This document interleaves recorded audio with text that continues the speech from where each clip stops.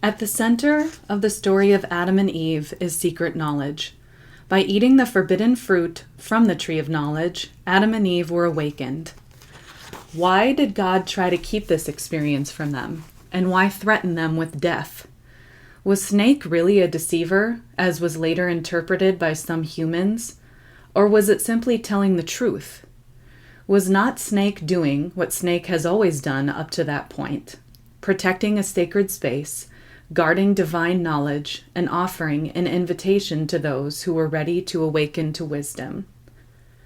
From the very beginning, Snake and Goddess were intertwined. In the ancient world, Snake appeared as a totemic form of the Great Mother. In Hinduism, she is Shakti, a personification of the divine feminine, the life-giving energy that creates and nourishes the universe.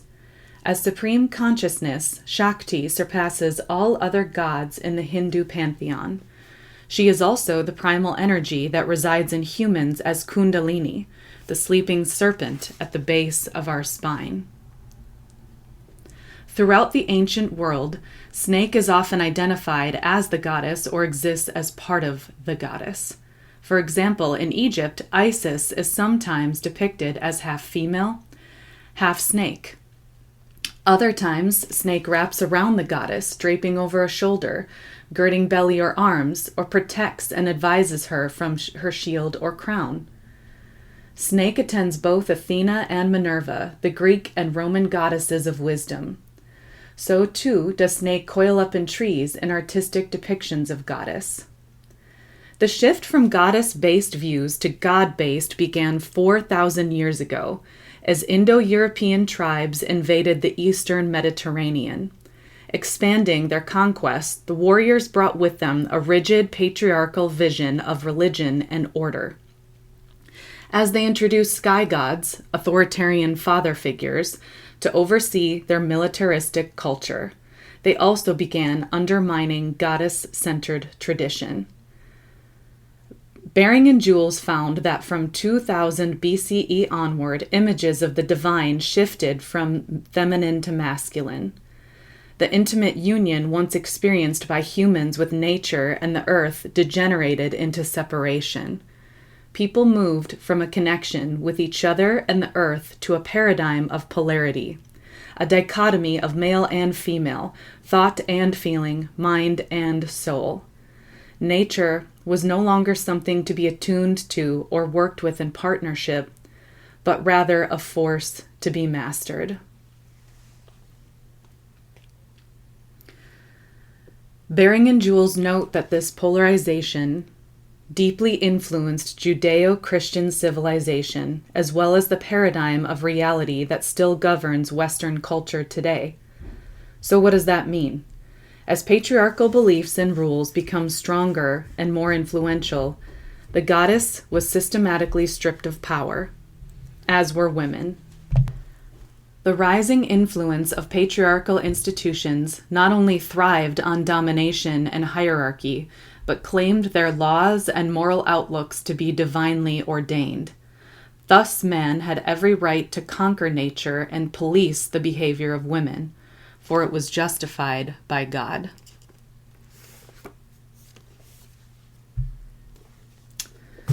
So those are some excerpts from a fantastic book that I was reading during my break from the podcast, and it is called Awakening the Ancient Power of Snake. And it was written by Dawn, D-A-W-N, Bauman Brunke.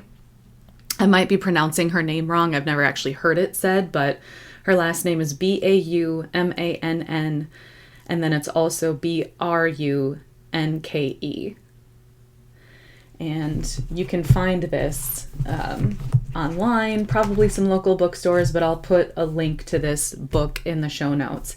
And the reason that I began this episode by reading some excerpts from it is because they're fantastic, and also at the heart of the episode that I want to share with you today, which is looking deeper into your life about where some lessons need to be learned. That wasn't a very well constructed sentence, so let me try that again. The focus of this episode is about looking around your environment, reconnecting with nature, your own soul, and things that you maybe thought were scary but actually might have some wisdom for you. I want to flip the concept of education over, right? Because as I've shared before, if you live in the United States, you live in a very achievement-based culture.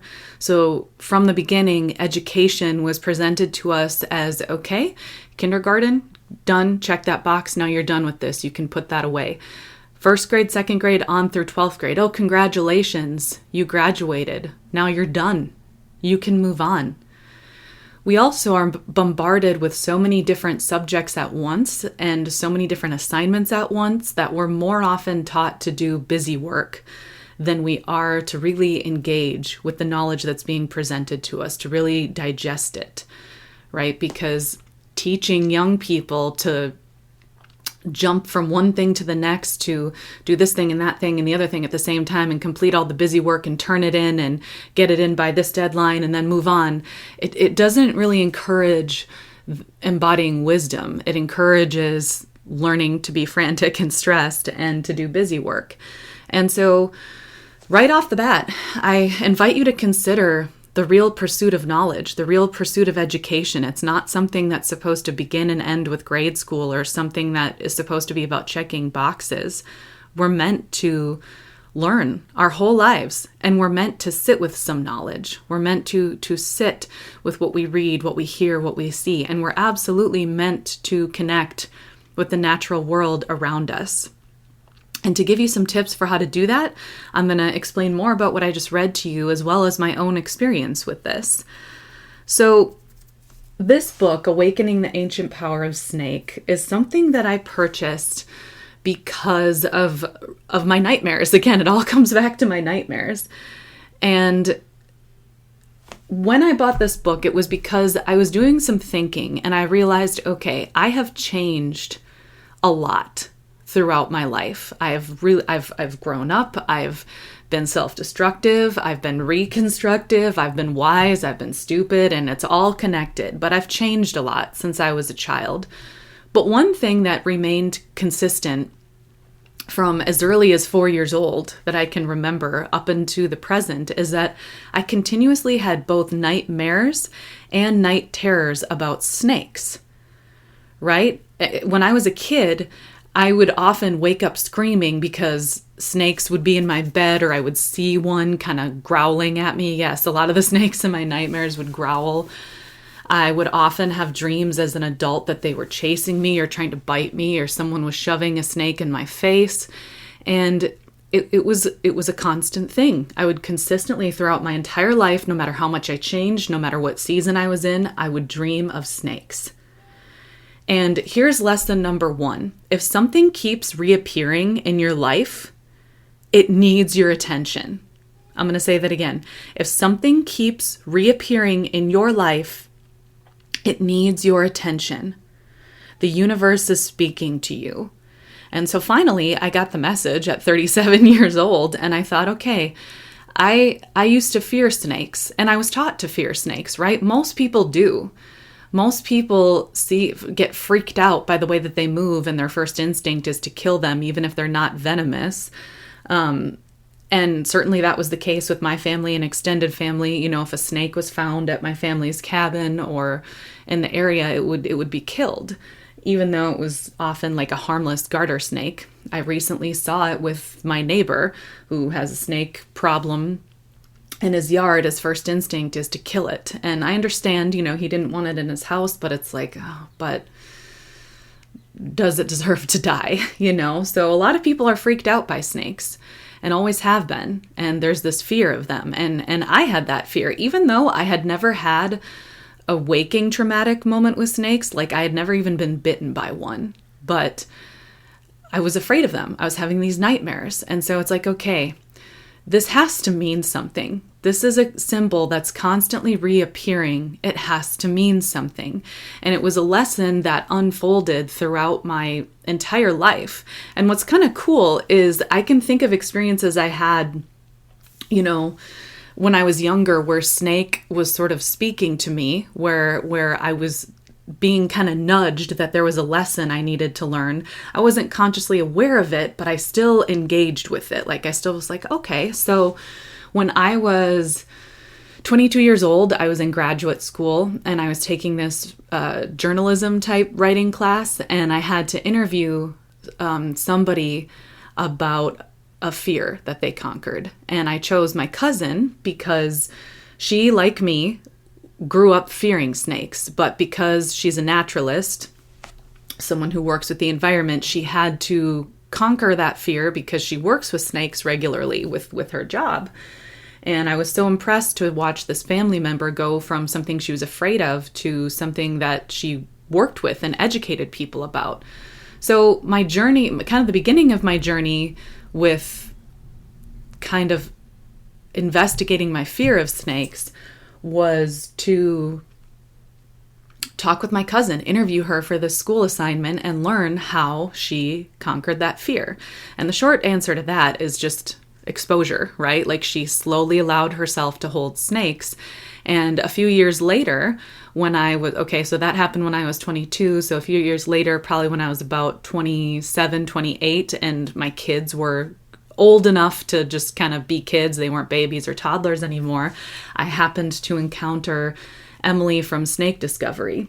And this was right before she got a bunch of her YouTube fame. She was doing shows kind of around where I lived, and I watched my daughters hold her snakes, and I thought, okay, more than anything, I'm afraid of my daughters getting hurt from a snake, but if they can hold these snakes, and Emily had such a easy way about her with snakes, like she made them seem very approachable. And it's like, okay, if my daughters can do this and be unharmed, I can do this. So then I started slowly holding them. And that was kind of the beginning of my working through something that seemed scary and realizing, oh, it's not so bad. In fact, I can learn something. And from then on, Emily and I became friends for a while, and I would hold her snakes. I would hold other snakes, and it was wonderful. But the heart of the message that snakes were trying to teach me didn't really sink in until, again, 37 years old. And since it clicked that, okay, I'm continuing to have these nightmares, maybe they're not meant to scare me. Maybe, although it's scary, it actually means something else. And so I started looking for books that would help me understand, snakes as nightmares. And actually, I read a book. I don't want to blast the author, so I'm not going to give his name. But I was reading at the time that I had this thought, I was reading a book about energy and time and the spiritual realms and different things like that. And the author happened to mention in this book that he was going on this kind of tour around the world to examine different ancient sites where there was wisdom and spiritual activity. And he mentioned in the book that snakes, you'll often find pictures of snakes carved into stone and inside, ancient artifacts and texts and things like that. And part of the reason is because snakes are the universal symbol of energy, meaning they represent energy, right? That sort of like those invisible bonds that bind us, or they're not really invisible, but we feel them in different ways, right? Like the energy of the room, an energy that a person brings, that kind of energy. And although I didn't like that book, okay, so this is kind of the mini lesson inside the lesson, I still was able to take away something from it that led me to a greater lesson. So we can learn things even from things we don't like, right? I didn't really like this book, but there was something in there that planted a seed that awakened me to the idea of, okay, snakes represent energy. Ah, well, that definitely fits with some psychic medium stuff, which obviously I'm into. So that's when I started searching for books that could teach about this, about snakes as energy, about repeated nightmares and dreams about snakes. And that's how I discovered Dawn's book, Awakening the Ancient Power of Snake. And what's really cool, and I need you to hear this, is when you start to examine the the thing that keeps, reappearing in your life, when you finally give it the attention it deserves, it will come with unexpected gifts and more knowledge than you initially expected. So like, I bought this book to understand my nightmares. But what came with this book was a whole awakening to the idea of animal symbolism in general, and feminine-based religion and goddess-based cultures.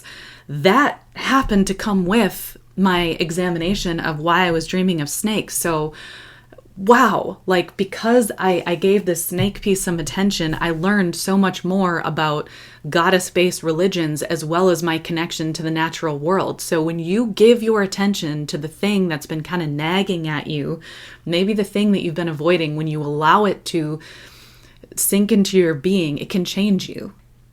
It will come with unexpected gifts that can deepen your knowledge even further. And as you heard in the excerpt that I read at the beginning of this episode, that's huge. Goddess-based religions used to be the way of life. The female was seen as the creator, as the goddess. And it was only 4,000 years ago that patriarchal gods really got introduced into the mix, for the most part. And this creation story with Adam and Eve, right, or the story of the fall, a lot of people know that Christian story, right? And Eve is often blamed for it, and snake is blamed for it, right? They're not supposed to eat from this tree, but Eve talks to the snake, and the snake says, you will have divine knowledge, and she eats it, offers it to Adam, and it was seen as the cause of sin. But step back from that for a second. Why is having divine knowledge sin? Why are we kept in the dark from things that maybe we should know? Kept in the dark from our own divinity? Why were they punished with exile from paradise? That narrative of the Garden of Eden has been spread wide and far, and it has done a lot of damage in terms of demonizing the snake as a teacher and women. I was fascinated to learn that most religions were at one point goddess-based. And of course, I come to the conclusion that, well, yeah, this was another form of control, to demonize women, to demonize the goddess and create a patriarchal god for military purposes, right? For purposes of control. Well, that adds up. Also, think about how our government functions in the United States, all the secrets that are kept from the people. Doesn't it kind of seem like it's putting the government like up a level, right? Like they're kind of seeing themselves as this god who they can have the knowledge of everything that's going on, but not the people. Lately, the U.S. the government has been releasing this knowledge about UFO activity, things that were kept hidden from a long time. I think they're releasing it right now to distract from some sketchy stuff that they're probably doing. But when they released it, it's like, why didn't you just tell us in the first place? Why keep knowledge of extraterrestrial life from the people? How arrogant. How selfish. We have a right to know. We're a part of this. What good does it do to keep knowledge from the people? Well, it doesn't really do good. It creates a power dynamic, right? Where power, because knowledge is power, is given to some, but not the rest. That's not leadership. Keeping secrets is not leadership. True leadership is engaging with your people through honesty and vulnerability and connection. That's what leadership is, not keeping secrets. And so I can't help but see ties from this narrative of the Garden of Eden, right? From this patriarchal religion that did not always exist, but was created for the purposes of control. I can't help but see parallels, connections between this story of women and snake, who was an ancient teacher. I can't help but see the connection between that being demonized, knowledge being demonized, and the way that our government runs, right? This God that's painted in the Bible is supposed to have knowledge that's above his people.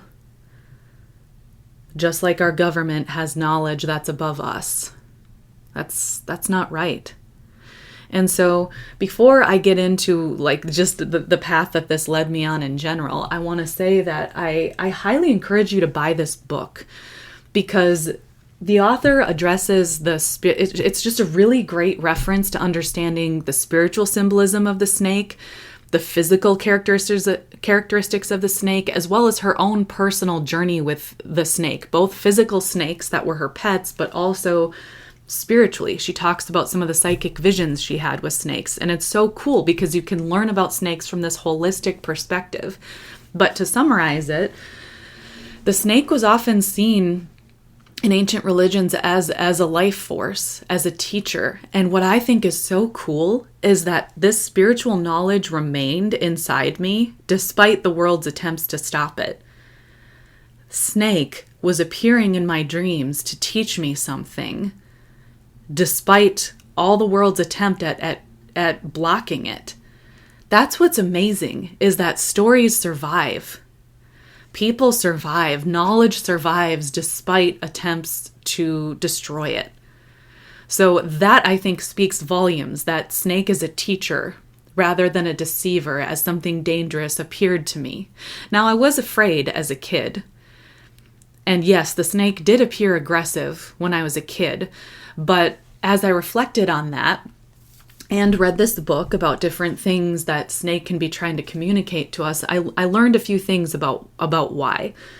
So number one, snakes, when they appear for me in dreams, they represent energy that I'm working with and are trying to teach me how to deal with that energy, meaning the energy of the people around me, energy that's been clinging to me, energy from lessons that I learned. And also, I believe when I was a kid, these snakes appeared scary because they were representative of my psychic gifts and visions. It was the energy of my spiritual gifts, but it wasn't safe for me when I was a kid to live out those gifts. So it appeared as something scary to kind of protect me. I also believe I was tapping into some negative energies at the same time.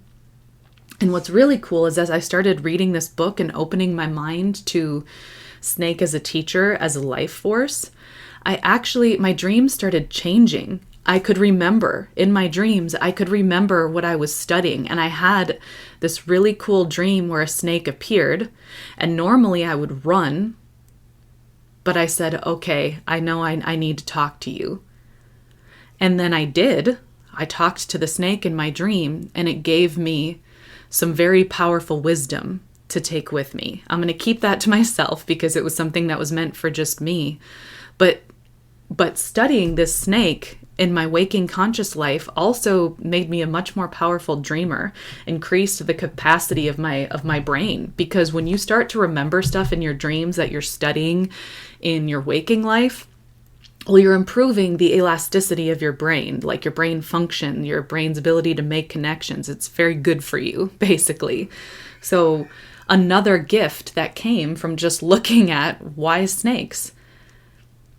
And since then, my dreams with snakes changed in general. They weren't always scary. And when they were scary, I learned to face it instead of running. And our teachers don't always appear pleasant, right? Snake as a teacher is not always pleasant for me, but it is always teaching me something powerful about my own strength and about my own gifts.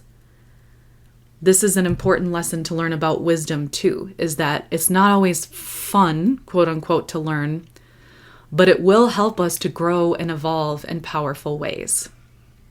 So when it comes to snakes, I want to challenge you to, especially if you're afraid of them, to check out Dawn's book, because they are really getting a bad rap, along with women, and they're just being needlessly murdered. And there's a lot more to them as teachers, I think, that needs to be rediscovered. So I highly recommend this book. I'll put a link to it in the show notes. But before I go, I want to share one other bit of knowledge that I came across because I started looking at this thing that needed my attention. So As I was searching for books about snakes, I was also noticing books about connecting with animals in general, connecting with the natural world. Because as you also heard from that excerpt from Dawn's book, we haven't just been separated from the divine feminine, we've also been separated from the natural world. We are beings of the earth. We are meant to learn from the earth. We're meant to see ourselves as part of the earth.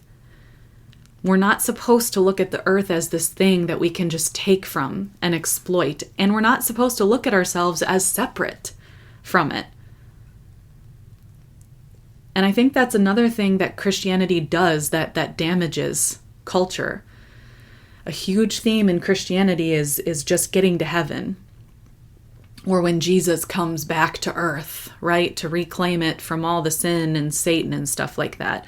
I think the damage, I think the damage that view creates is that we see ourselves as separate from earth, and we see ourselves as just waiting to get to heaven or waiting for Jesus. And so why would we be motivated to care for the earth or to see our connection to the earth if we're just waiting for this patriarchal God to come back and, I don't know, start a war, or if we're just waiting until we die and get to this heaven, this paradise?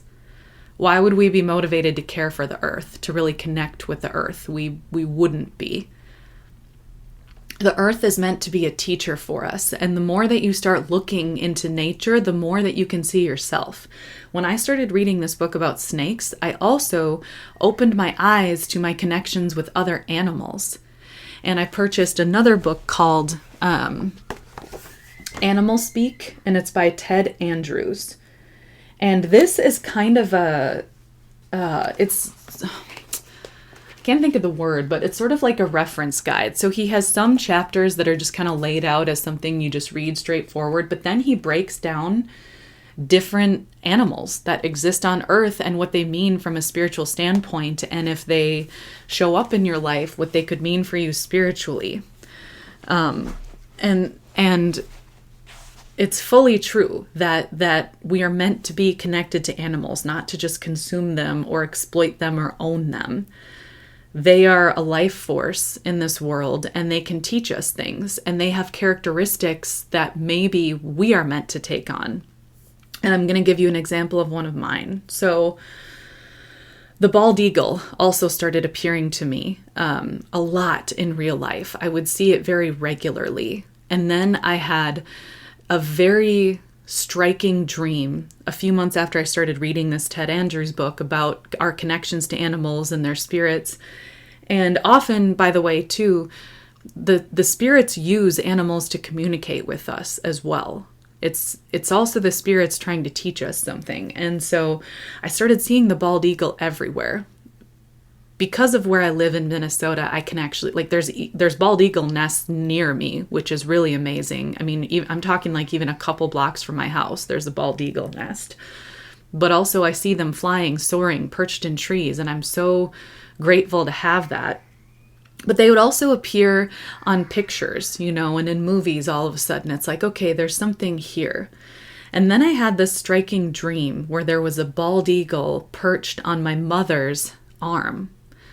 And I thought that this was really interesting. And she was showing me this bald eagle, and it licked my left hand. Now, if you study shamanic knowledge, you will know that if an animal bites you or licks you in a dream, and sometimes in real life, that means that it's kind of marking you with its medicine, meaning its gifts that it has to help heal the world, to help heal humanity, animals, plants. And so if an animal licks or bites you in a dream, it often means it's connecting with you, it's marking you. And so the bald eagle became something that I began studying further, because it's like, okay, this is a sign that I'm supposed to learn something from this animal, that I'm connected to this animal, and why? Well, one thing I learned upon further study, and get ready for this because it might come as a shock, is that bald eagles actually represent the feminine. And in some traditions, specifically grandmother medicine. So, and this kind of checks out with what happened in my dream. It was my mother showing me this eagle. And I spent a lot of time analyzing that dream and realized that it meant two things. Number one, part of my mission here on earth is to bring back feminine wisdom, meaning wisdom being passed both in families and in life from woman to woman, woman to girl, grandmother to daughter, grandmother to granddaughter. To bring back the idea of wisdom being passed down from females. Because you don't see that a whole lot, right? What's portrayed in the movies and often in families? The father, the head of the family, is the one teaching his boy to carry on his legacy. I mean, literally, men are the ones who carry on the family name. Women are not often seen as the ones who pass down wisdom. And this needs to change. So one message that eagle gave me in my dream is to bring back the feminine in that way, passing down wisdom. And the second thing, when it comes to bald eagles, is if you remember, they were almost nearly extinct. No surprise because of the human's effect on the environment. The biggest threat, I think, was some sort of chemical that humans were using for fishing, and it got in the water, got in the fish, and when eagles would eat the fish who had ingested this chemical, it would thin their eggs, and their eggs couldn't survive because what they ate from this chemical thinned them out so much. And so the bald eagle was nearly extinct. But thankfully, due to conservation efforts, it was brought back. This is very symbolic of the true nature of the feminine goddess, the feminine strength, and just the truth about who women are going extinct. The narrative of women is nearly extinct, of who we really are. Think about what I've shared with you when it comes to the way that women have been portrayed in the media, all the sexism, all the demeaning things. I mean, being reduced to our sexuality, but not as we know it, as men want it to be.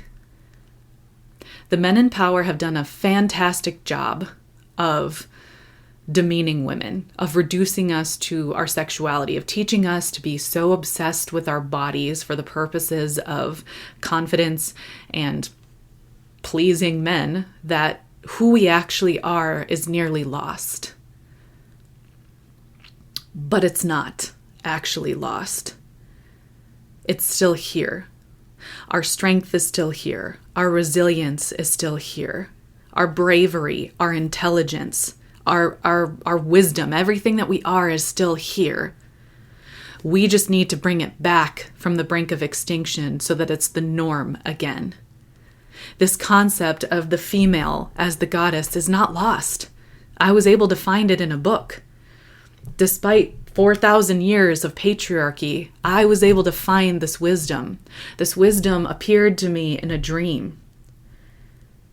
It's not gone. It's not lost.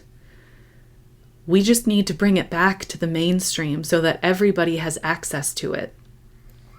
I know it's hard to believe that bald eagles symbolize the feminine because where do you typically see them, right? You see them on people's garages, like, right? The bald eagle is associated with the American flag and really let's say Trump happy type men, type white men. That's usually where you see the bald eagle, right? It's been turned into this sort of masculine, make America great again kind of symbol. Well, that's not what the bald eagle is meant to be at all. Okay? It actually represents the feminine. And females are the ones who are meant to hold bald eagle medicine. And so I want to challenge you today to pay attention to the thing that keeps reappearing. Look at all that I learned just from paying attention to my nightmares. There's something, and you know what it is, that's been asking for your attention. And I encourage you to engage with it, to connect with it. You will find so many gifts when you do. You will find so much wisdom when you do. And I especially encourage you to connect with the natural world. I'm going to put a link to Ted Andrews' book as well because he has some meditative exercises in there that are meant to teach you to like show you how you can discover which animals you're meant to kind of learn from and connect with, which animal medicine you're maybe supposed to take on. And because he's from the United States, a lot of this is about animals found in the United States. I know I have some international listeners. I love you, by the way. I'm so grateful that you listen. So thank you. So I apologize that this book is mostly about animals that are in the US, but they do have some animals that exist elsewhere too. So I'm going to include links to both of those books. They're really good starting points. But the bottom line today is to engage with the thing you've been avoiding. It comes with so many gifts when you're willing to learn from it. And connect with the natural world again. Maybe be open to the idea that something you were taught about animals or the earth wasn't accurate. That maybe it was a message that was sent to put people in certain positions of power that shouldn't be there. Be open to the idea that knowledge is for everyone, and we can't grow, we can't protect each other, and we can't connect unless we all have access to it. I'm so grateful for you. I'm going to give you the resources that I have, and thanks for coming.